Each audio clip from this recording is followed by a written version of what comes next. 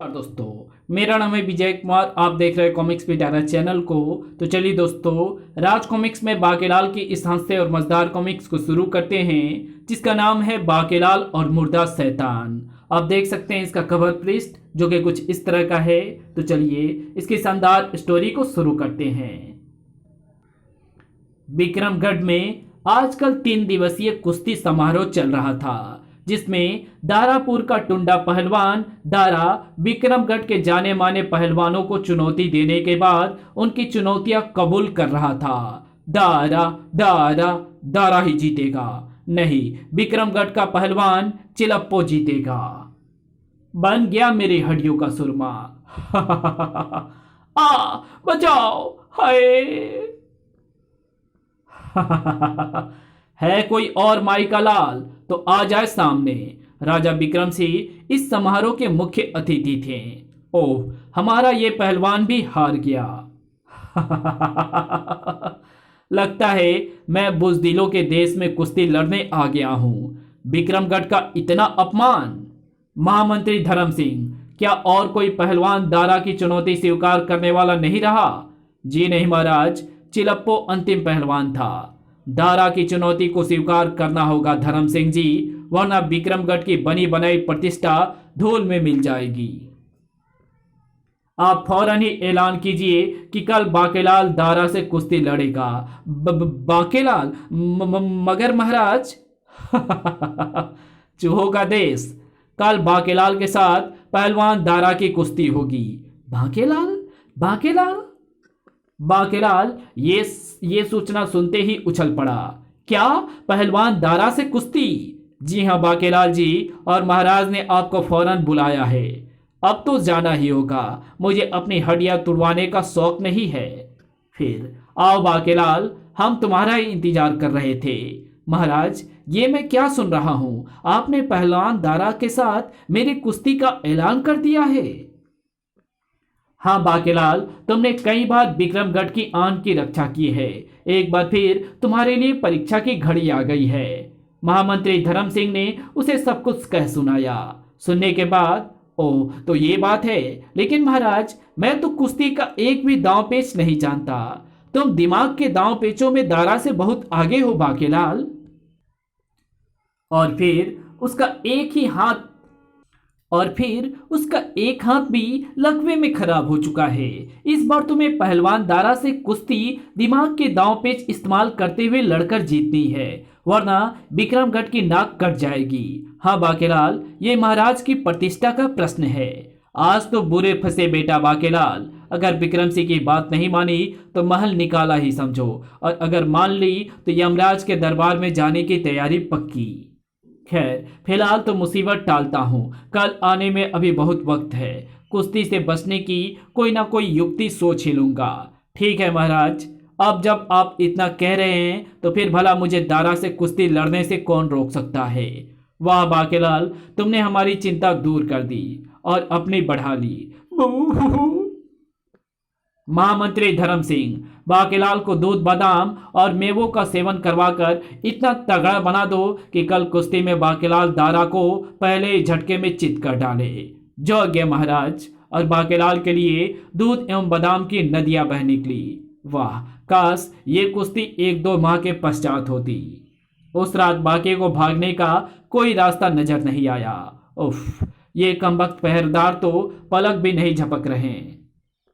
अगले दिन जब धोबी बाकेलाल को उसके कपड़े देने आया तो उसे वहां से फरार होने का रास्ता नजर आने लगा। बाकेलाल जी, ये रहे आपके कपड़े। वाह, यहां से फरार होने का यही एक रास्ता है। कमरे का दरवाजा बंद करके अगले ही पल वो उस धोबी पर टूट पड़ा। आजा धोबी प्यारे, मुझे तो तेरे कपड़ों की ही जरूरत है। निकल ले बेटा बाकेलाल, बात की बाद में सोची जाएगी। किसी को शक नहीं हुआ। कुछ ही देर बाद, अरे ये क्या, बाकेलाल कहाँ गया? हमने तो उन्हें निकलते नहीं देखा।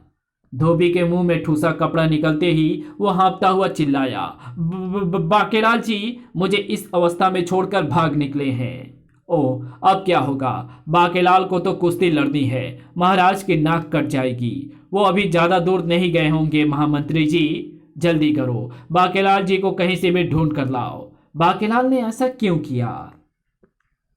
पलक झपकते ही कई सैनिक बाकेलाल की तलाश में महल से अलग अलग दिशा में निकल पड़े। उधर बाकेलाल जल्दी से जल्दी नगर से फरार होने के चक्कर में था, कहीं इन कपड़ों में भी सैनिक या कोई और मुझे पहचान ना ले।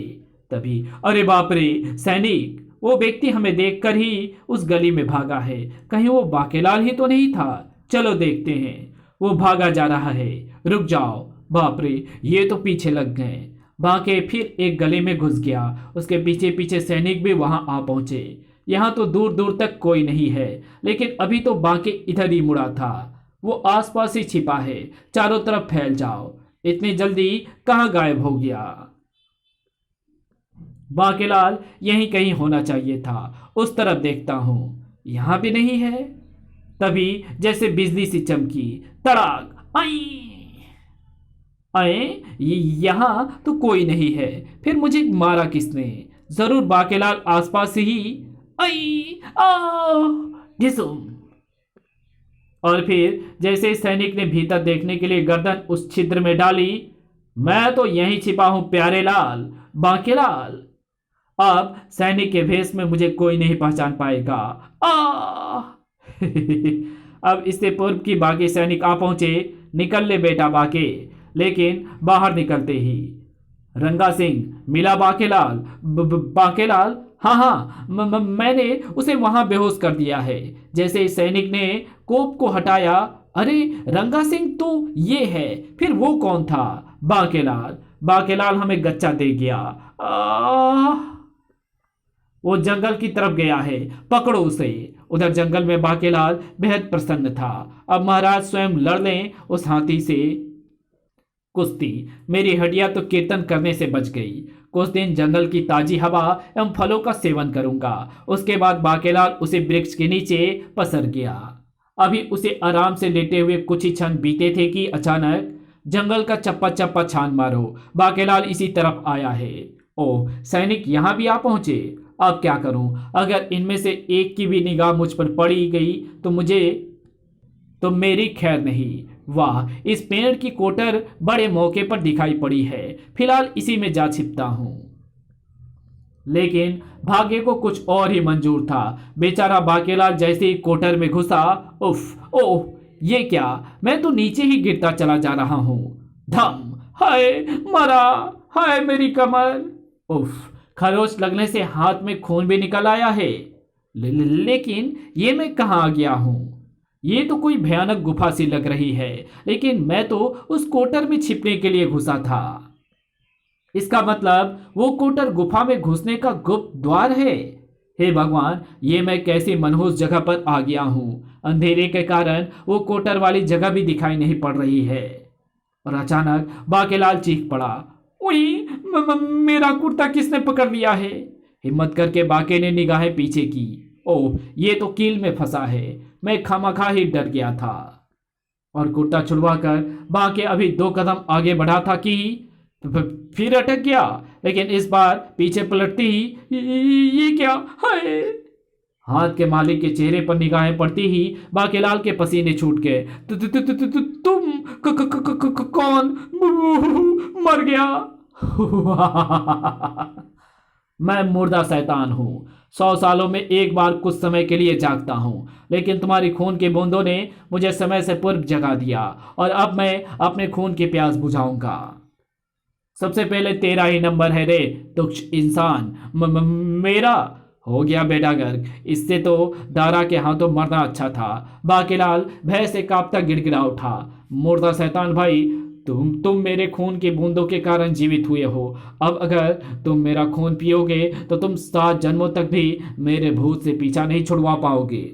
लेकिन अगर तुम मेरी जान बख्श दो तो मैं तुम्हें मोटे मोटे इंसानों का ताज़ा ताज़ा लहू पिला सकता हूँ। क्या? हाँ भाई, हाँ शैतान भाई, बोलो मंजूर है। ताज़ा एवं मीठा खून पीने के लिए तो मैं कुछ भी कर सकता हूँ। तो फिर मुझे यहाँ से निकलने का रास्ता बताओ। बताता हूँ, लेकिन अगर तुमने मेरे साथ धोखा किया तो मैं यहीं बैठा जादू के बल पर तुम्हें पत्थर का बना दूंगा। तुम मेरी जान बख्श रहे हो, मैं तुमसे गद्दारी नहीं करूंगा शैतान भाई। देखते जाओ। सबसे पहले मैं तुम्हें पिलाऊंगा एक तगड़े पहलवान दारा का खून। अब आएगा मजा कुश्ती लड़ने का। अब बनी बात, बाके का नाम भी बना रहेगा और दुश्मन भी खत्म हो जाएंगे। विक्रम विक्रम सिंह, अब तेरी भी खैर नहीं। शैतान को तेरा सारा खून पिलाकर तेरी गद्दी पर मैं बैठूंगा। मजे आ गए मेरे तो। अरे वो कौन जा रहा है सैनिक की वर्दी में? वो बाकेलाल ही होगा, पकड़ो उसे।